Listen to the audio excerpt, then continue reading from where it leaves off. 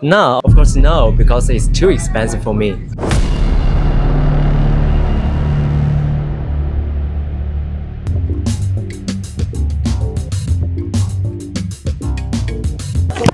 Today I'm at the Day to Future Tech Festival. But look around.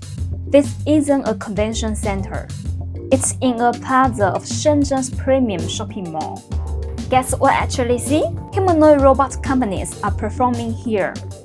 But they're not just selling robots. They're selling familiarity. What surprised me wasn't the robots themselves.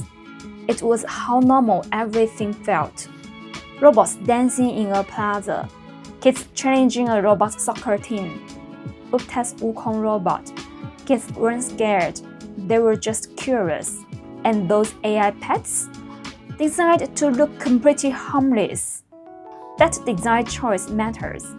Ordinary people trying on exoskeletons. Walking away laughing like it was normal. A man raced a robot that recently won China's robot half marathon. The crowd watched like it was a sport. We bought robot dogs running around, glasses that translate in real time, a rideable electric suitcase moving around the crowd. This is stuff that felt like science fiction 2 years ago. It's on sale right now. Not everything here was a robot, but almost everything was doing the same thing. Taking AI out of the screen and putting it into the physical world. This didn't feel like a lab demo anymore. It felt like a public test. I stopped someone here to ask, Which robot impressed you most today? Of course, aging AI, because they dance very well. Here's why this matters. These companies used to exist in labs and trade shows. Now, they are coming to where the real people are. A trade show gives you buyers, while a shopping mall gives you future customers. That's a completely different game. Nobody buys a humanoid robot after seeing it once. But if a kid grows up seeing robots in malls, airports, and restaurants, owning one starts to feel normal.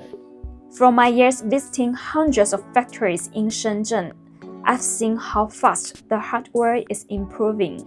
The missing piece was always public acceptance. Humanoid robot companies have 3 paths to making money. Entertainment, that's this. Fast, cheap. Most people here won't buy a robot today, but they will film, post, and talk about one.